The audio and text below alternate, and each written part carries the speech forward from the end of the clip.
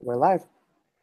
Hey everyone, welcome to episode 2 of Sparks in the Dark, a podcast where we dive into topics related to reading and writing, but also where we have conversations that deepen our understanding of reading and writing in education. My name is Todd Nesloni. I am one of your co-hosts here today. I'm an elementary principal in Navasota, Texas, and also co-author of the book Kids Deserve It. And I'm Travis Crowder. I'm a 7th grade English and social studies teacher in Hidnight, North Carolina, and I also write on my blog, Teacher Man 2016, about issues related to reading and writing and education, and also a place where a lot of those ideas are deepened here in this conversation. Travis and I are thrilled to be in our second episode of this new endeavor. We recorded the first episode a couple days ago, just kind of briefly talking about our passions and ideals and giving some book recommendations and things like that. And so this starts the conversation with special guests as we dive into some more of the work that they've done, as well as looking at some ideas of reading and writing in the schools. Today, we are so pleased to have Tiffany Jackson with us. Thank you so much for being here today, Tiffany. Todd and I both read your book, Allegedly, and we loved it. And we want to talk with you about that, but a little bit later. But first, would you mind just telling us and our listening audience a little bit about yourself? Sure. Hi, my name is Tiffany Jackson. Can you guys hear me okay? Yes, ma'am. Okay, great. So, well, I'm from Brooklyn, New York, and I am the debut authoress, I suppose you could say, of Allegedly. It's my first book, or first YA book, particularly. And I guess, should I tell you guys a little bit about Allegedly if you don't know? Or yeah, that's exactly what I was going to ask next. Oh, okay. All right, cool. Well, I will say, before you talk about it, I got to tell you, Travis and I talked to you a little bit about this before the show, but you were one of the people that we definitely wanted as our first guest. We read Allegedly, and it consumed like all of our conversations for weeks of just trying to really digest the story. So before we jump into that, can you kind of tell us a little bit about Allegedly? Yeah, of course. So Allegedly is about a 16-year-old girl who just was released from prison after spending some time in prison, or, spending a good amount of time after she was 9 years old, and she allegedly killed a 3-month-old baby. And now she's 16 and she's pregnant, and the only way to keep her baby is to convince everyone she didn't commit the first murder. But the only way to do that is through her mother. So it really delves into the juvenile justice system. It delves into prisons and group homes. It delves into a lot of media biases with children, particularly children of color. So it dips into a lot of different things. All right, so I'd kind of like to know here at the beginning here, whenever you started writing this, was there like a direction you were going with it? Was it about the juvenile court system? Was it about children of color? Was it about, was there a topic that you had in mind, or was it like all of these rolled into one? I think they all kind of like organically came in the story, because the story really, the main character is named Mary. The story really started with Mary and how the story even evolved, and how this girl would actually exist in the real world, because it is loosely based on a real case, or loosely inspired by a real case that actually happened. So it was just kind of fascinating to me, like, what that girl's life would look like at 16 and what challenges she would face. So then going deeper into like looking for that, I then started to open up doors that I didn't even know were closed I didn't know a lot about the juvenile justice system. I knew nothing about group homes. So it was very eye-opening to experience it all as I was writing it. Well, I gotta say, it was such an interesting concept. So you said you were inspired by. Yes, Allegedly is loosely inspired by a real case that happened in Maine of a 9-year-old girl who was charged with murdering a 3-month-old baby. And it was, of course, the case was incredibly controversial at the time, not only because the girl was 9 years old, but it was a 3-month-old white baby, and the original girl was actually a Black teen or a Black child. So it took a different dynamic, and a lot of people didn't know what to do with a 9-year-old that committed murder. And still in this country, we don't know what to do with children who commit heinous crimes. But when I first originally read the story, I was like up late at night, and I saw like on a People website, I kept saying, oh, she didn't do it. I just kept saying there's no way, because I think there's like there is an urban legend, particularly here, like in New York, but I'm sure it's in other cities, where a lot of kids were set up to act out heinous crimes because they would get a lesser sentence than adults. So a lot of kids would say like, oh, just like, take that bid for me, basically, because Right. your 4 years compared to my 25 to life is nothing. But they forget that those 4 years are critical in your life, like to childhood, from childhood to adolescence to adulthood. And that environment also follows you. It follows you for the rest of your life.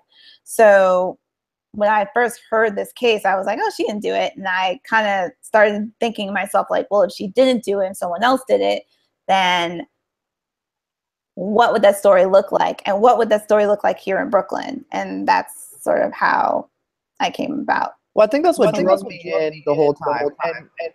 Are you hearing Travis a little bit? Yes, I'm getting some feedback. I'm trying to figure out where it's coming from too. All of us have headphones in, right? Yes. Yep. Okay, then I don't know where it's coming from. Well, it's gone now. So anyway, when I was reading the story, that's the one thing that kept pulling me in the entire time. Was I love how you wrote it, where it was like, at one point, I believe she did it.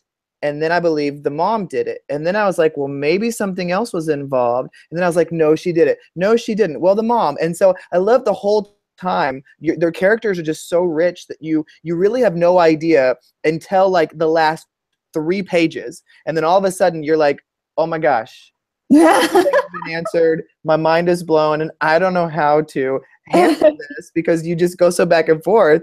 Don't you agree, Travis? Yeah, I do. And I'm going to tell you another thing that I thought that was a neat, the formatting of it was so cool, because you had in there interspersed all of these different primary, and I'm putting those in air quotes, source documents that kind of showed the evolution of this trial. And like having all of this stuff from like the child psychiatrist, having stuff from, people who were involved in her life that they interviewed, all of these different notes, things that she, interviews with her. It just, to me, it brought the story to life. Did you intend to do that in the beginning, or was it something that came as you were writing? I mean, talk to us a little bit about that process. It's funny you mentioned that, because when I originally was writing Allegedly, it was back in 2012, and we had Hurricane Sandy here. So I was pretty much stuck in the house for a solid week. And this was also around Halloween. And I was watching, when I finally did get my cable back up and running, I was watching AMC Fear Fest, and they were playing Carrie. And I was like, oh man, that was a really great book. And I was like, oh my God.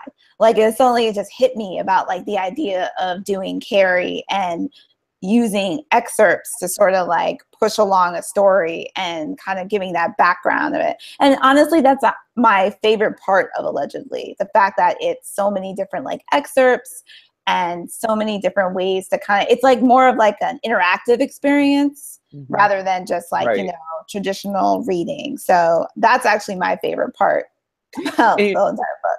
And it's funny you say that too, because students, whenever they look for something to read, they like things that are not the traditional format. They like to see things that are a lot different. And so I do appreciate that about you, the way that you wrote the book, because I feel like that's an interesting thing when I stand before a group of kids and I read an excerpt to them from this, just to, whet their appetite for it, just to start. Right. I mean, I was that kind of student. I needed like, something to engage me. Like not only just a storyline, but something like, a bit more like I want to be involved in the story. I want to actually like step foot in the story. I want to like, you know, have like, you know, sneakers on the ground and walk with the character. And that was one of the like cool things about writing Allegedly, is being able to bring people in and sort of like, you know, there's like so many people have had their different like impressions of every character in the book. And they're like, oh, I know that girl, or oh, I know that girl, or I know that guy. Like, so it's cool to sort of see that and see how everyone else like has their own interpretation to every single character and how the story played out. No, I haven't found anyone that's like, you know, no two people have been alike in their opinions of Allegedly, which is kind of cool. Yeah, that's very cool. But, you know, you talked a little bit about, you alluded to it, but what kind of student were you kind of growing up in school? I was different. I was definitely very much a nerd in a lot of ways. And, you know, I wear that badge very proudly. I loved television. I loved horror movies, so I watched horror movies religiously. I was a pretty big reader. I was a huge fan of R.L. Stine, so I read basically all of his books, like Goosebumps, Fear Street, I mean, everything. I just read everything. And then when I started to, I was like, you know, I was inhaling each book. When I started to like get to the point where my parents were like, okay, no more. I graduated to larger books and more mystery books and stuff. So Mary Higgins Clark and Stephen King and James Patterson. Like I was that type of like kid, like even just like at 13, 14. And then I started writing. Like I've always wanted to be a writer, but then I really kind of sat down and put like, you know, pen to paper. My mom always talks about my freshman year of high school, how I like wrote out an entire book and got tendinitis because I didn't have a computer. So I was just writing like nonstop, which I don't have that anymore, but because I have a computer and that kind of saved.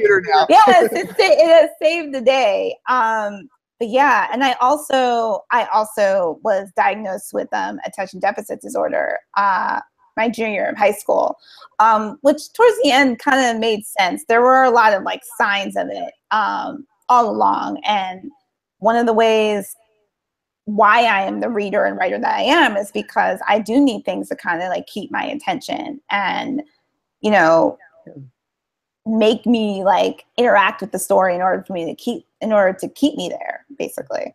So I was all around, like, you know, I did everything. I tried everything. So that was, I guess, the kind of student I was. Wow, and that's such a neat story. And I appreciate you saying that because so many of our students are exactly like that. They need something to help them interact with the narrative. They have to have something that helps keep pushing them forward. You talked a little bit about what you like to read. I loved R.L. Stine too.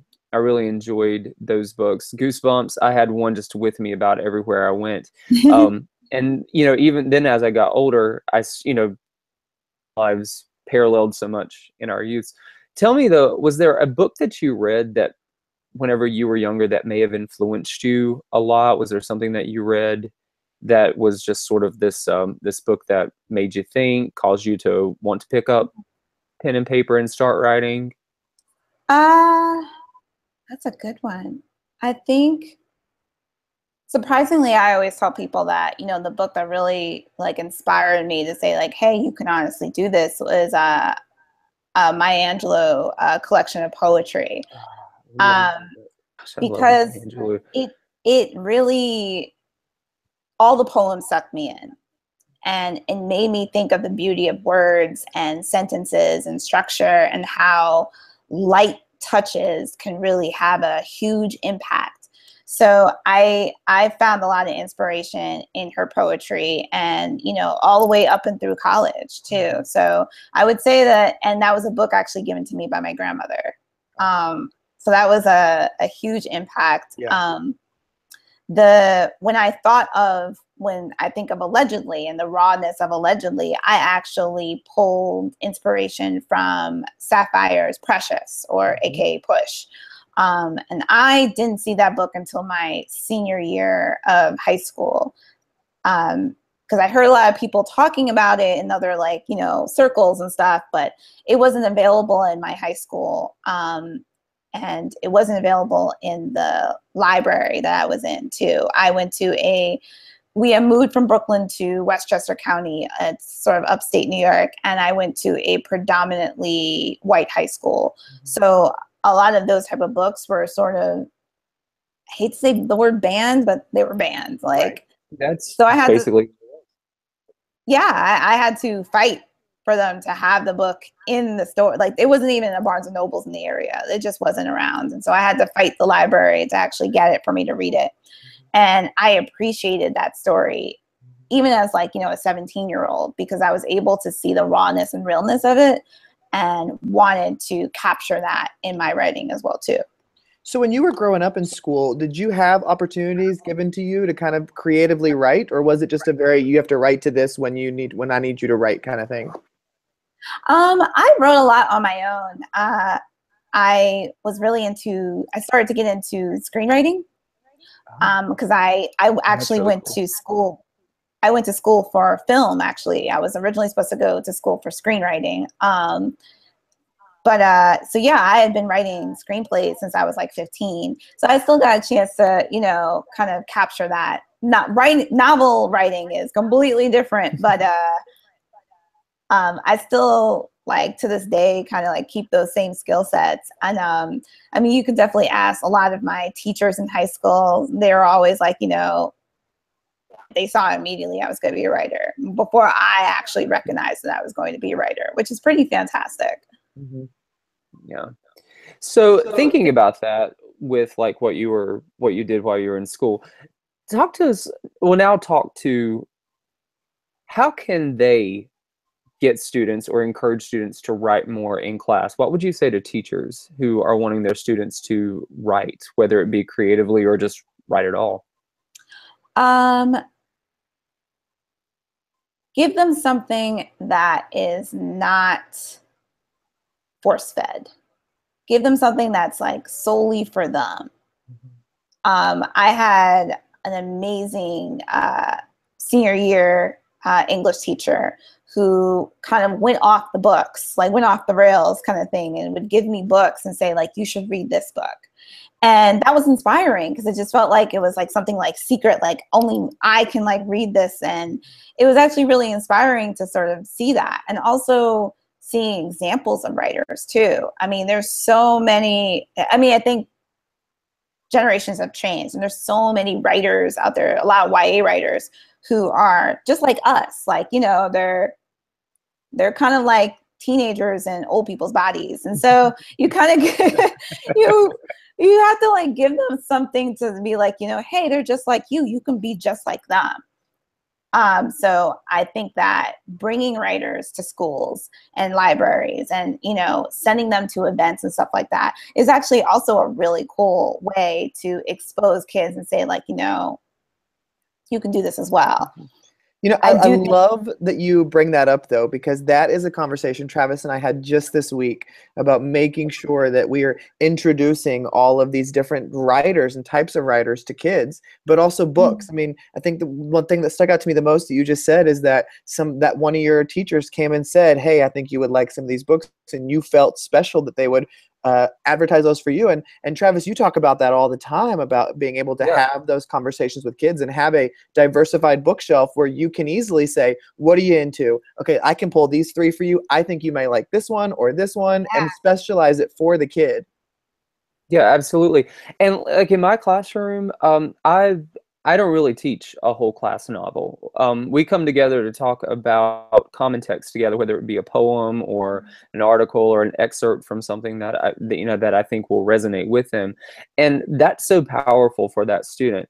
And whenever we start seeing, and this has been my experience, whenever we start handing and saying, I think this book is for you, this book is for you, this book will touch you, or will help you, students respond to that, people respond to that. And I've seen so much more writing come out of my classroom, not all of it completely structured, but a lot of it where they want to experiment with style, they want to experiment with genre, and they want to say, you know, I read the book written in poetry, or I read a book that was about this controversial topic, or I want to write in this format. I also think that, you know, just based on media alone, I'm a strong advocate for fan fiction. Like, I love when kids like take like stories that already exist and turn them into their own. And then like the best writing kind of comes out of that. I mean, I've seen dozens of like like Harry Potter fan fiction and what's it called? Twilight fan fiction and stuff like that. I'm a huge Twilight nerd.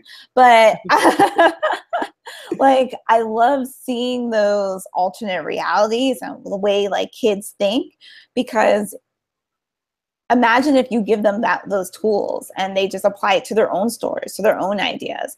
A lot can come out of that. Now, have you seen an example of a particular writing moving someone? Maybe if it was even your own writing and how that really affected someone else? Oh, wait, I'm sorry. Say that one more time. Can you think of a way that you've seen writing affect someone else? Either them actually going through the process of writing something from themselves or them reading somebody else's writing? Wow. That's a good question. I feel like lately, with the influx of a lot of books that are bringing more people of color to covers, yes, it has really inspired a ton of kids out there to put like pen to paper. And that, to me, I mean, I see them on like, you know, Instagram and Twitter, you know, reaching out to those authors and saying, you know, you look just like me. And that is so heartwarming to me, like to see that happen, because I don't think I would ever imagine it happening as a kid. I would have never imagined it. And so that's a part of it that I think of books, and I think of so many like, you know, like organizations like We Need Diverse Book, who are bringing so many, like throwing it out there, like, look, there are people of color from every other continent in the world. Like, look at us and be inspired. And, you know, it's great to see. If I was a girl and saw like a Black girl on the cover, like I'd be shocked. I'd be shocked. And so to see so many now is truly, like, it's amazing. Well, you know, I have a question about that you bring up. You know, obviously, both Travis and I are Caucasian males, and so growing up as a student of color, and especially when you talked about going to a high school where it was predominantly white, is it that obvious to you when you don't see people of color on things, and then that moment that you do, that it's just that big of a moment to you to see someone like that? I think it's very easy for people who, when they don't, how should I say this? When you don't see yourself like out in the world, you almost can lose yourself. Gosh, that's really powerful. And it's sort of like you forget how magical you are and how amazing you are, because you're trying to fit yourself into someone else's shoes that you don't fit into. You're like, I'm not a white woman. I'm not a white 16-year-old girl. I'm a 16-year-old Black girl. I should see people like me because I'm just as awesome. So I think that's incredibly important and glaring. But we didn't have the tools before, or the voice to really fight that before. And I think it really, like, we were all thinking it. And it's amazing how it even happened. Even the hashtag We Need Diverse Books, everyone was thinking it. But then someone just had to say it, and it was all of a sudden, it just like, it exploded. And everyone agreed. They were like, I was thinking the same thing. Like, so it is important. Well, you know, one of our educational heroes is Donalyn Miller, and she was kind of some of the force behind us running and taking with this. And she talks a lot about that too. And, you know, as Travis being a secondary teacher and me being an elementary principal, I know that that is something that I have become really passionate about over the last year and a half as well, is really making sure that the books that I'm introducing to my students on my campus are a diverse set. Even if it's not looking like them, it looks like somebody different, so that they get this glimpse of, it doesn't matter, they have books with different religions and books with different races and books with different all kinds of things for these kids to take in and digest. So it's not just this whole, let's have everybody look the same and share the same kind of story. And in thinking of us being educators in school, and how do you think that we can better amplify the voices of minority or marginalized students? Of students. Wow. Yeah, that's amazing. I'm sorry, that question almost took me aback because I'm so used to people saying like of authors. And I was like, oh wait, of students. Oh, that's even better. Of students, I would say hold competitions, hold opportunities for students to express themselves, have papers. I mean, one of the things that I did in, well, at least in high school, is I started a sort of people of color group, like organization, or I would say club. And we had something called a jamboree, and it was and then we actually held it in the library, and we had people, you know, there was only a few of us, but we came and we read like poetry, we read like excerpts out of our like short stories, and we had other teachers and other students come in and listen to those and hear those stories and stuff like that. So it's almost like you have to bring it to a point where everyone can celebrate it together. And I think that's really the most important part, is that not only like, you know, our students amplifying their voices, but their fellow peers are also hearing these stories and learning about it too. It is all like a learning process. I feel that it's very valuable for other students to know what's going on in their peers' households and what their daily lives can be like, because it builds empathy, it builds compassion for your fellow man. Because there's so many, in the age that political climate that we're in right now, I feel like we could all use a heavy heap of empathy for each other, and it needs to start with children. And I think you make a great point of, we need to be having those conversations, and we need everybody having those conversations. Just like you said, it's not just giving the students a voice, but also letting other kids hear that voice in the midst of that, so we can all learn from each other and build that empathy.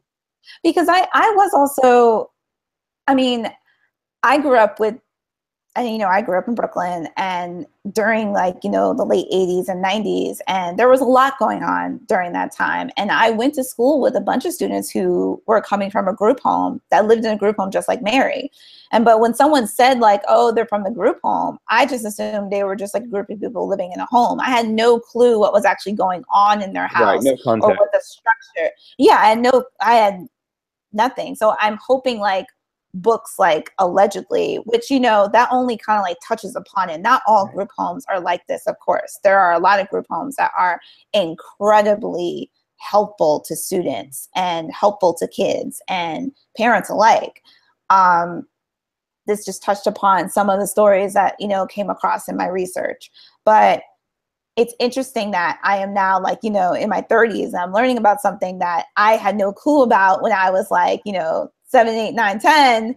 I just assumed, I just made up my own like theories of of what was actually going on.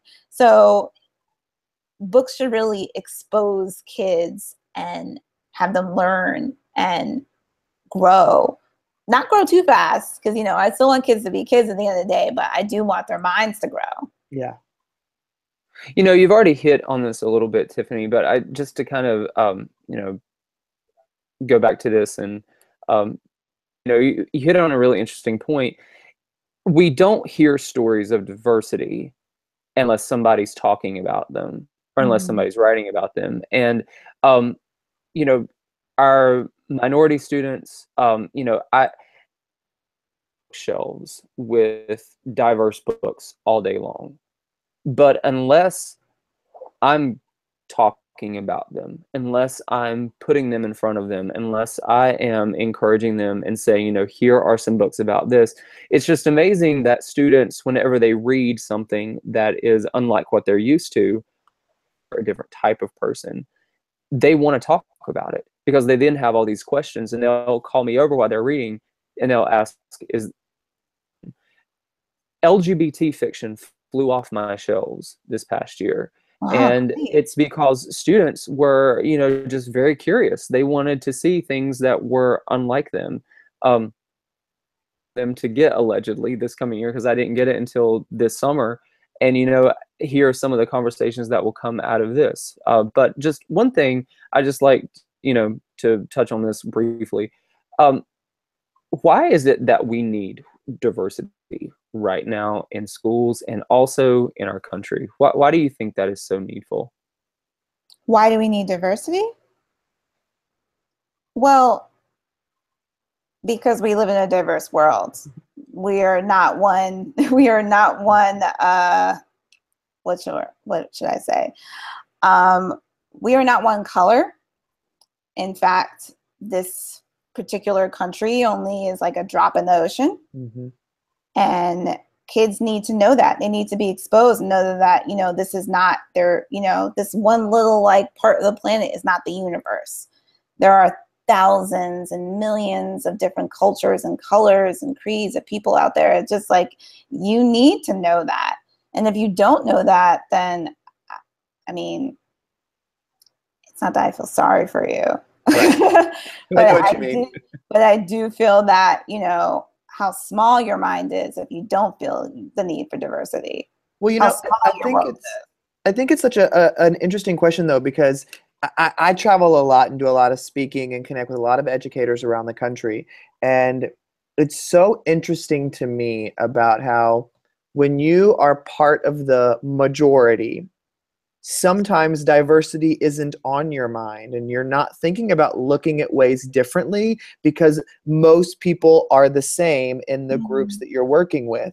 And so I know that for Travis and I, that's why this conversation of diversity is one that we have everywhere that we go, because I found that so many aren't having a conversation of diversity. Sometimes it'll be, well, everybody here looks the same, so why do we need to diversify it? And it's really having that consistent conversation of, just like you mentioned earlier, reading and writing builds empathy. And you are going to come in contact at some point in your life with people who look nothing like you, or people who don't believe the same things you believe.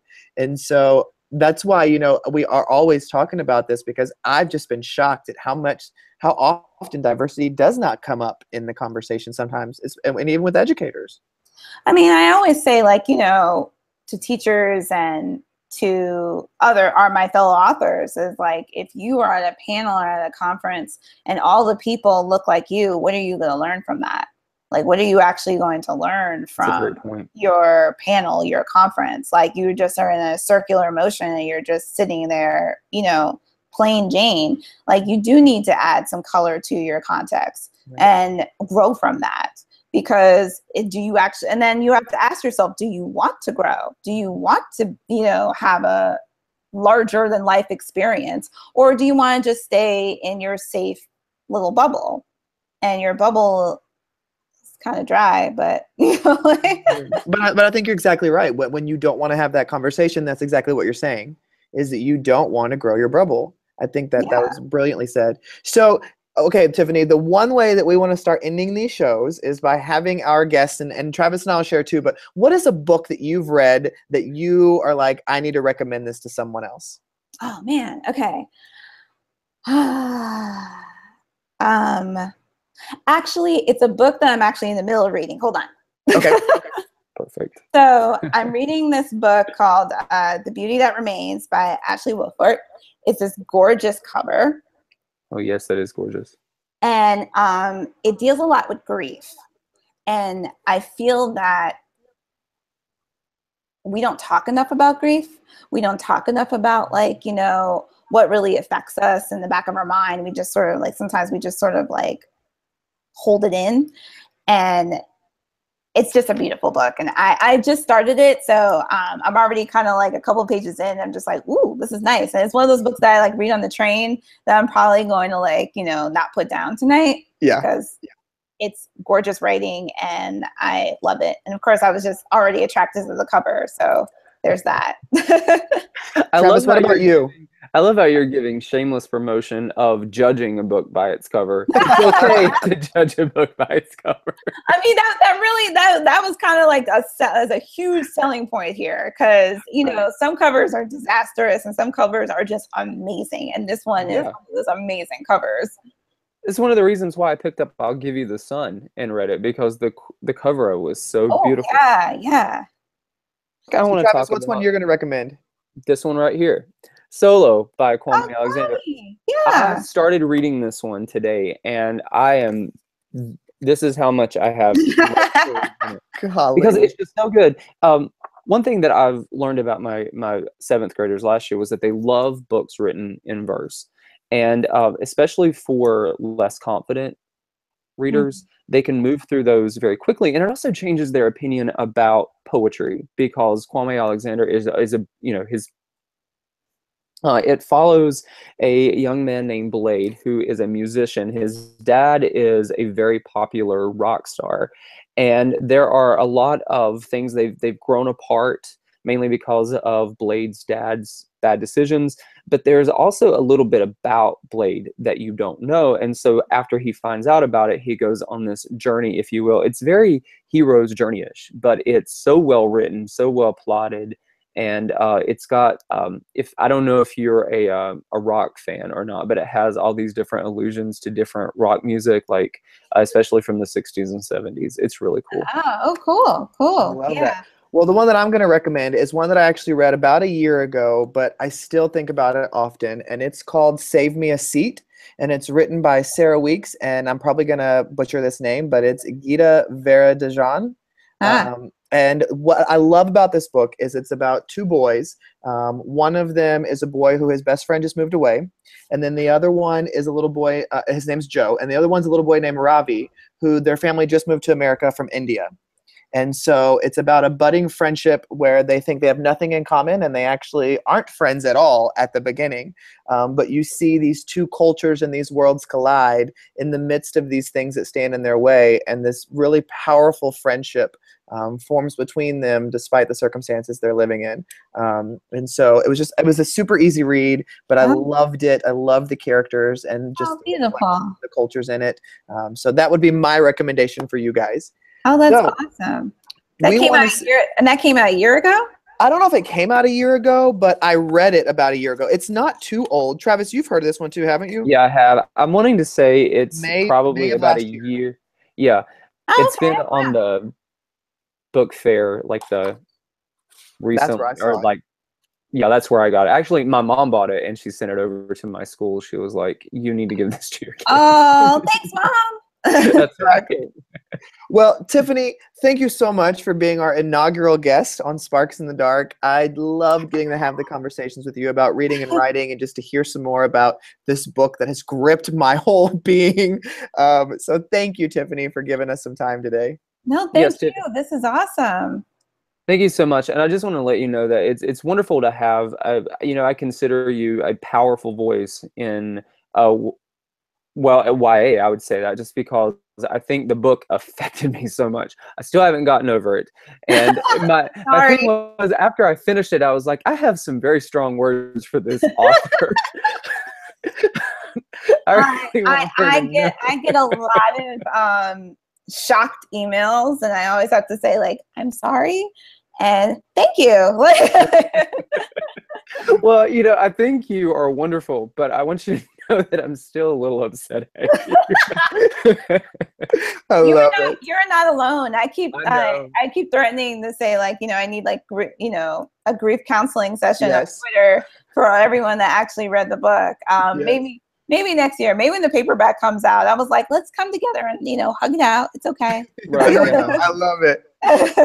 Well, thank you again, Tiffany. And we want to thank our viewers and listeners for listening and watching. And we hope you check out our next episode of Sparks in the Dark with another great guest discussing reading and writing. Everybody have a great day. Thank you.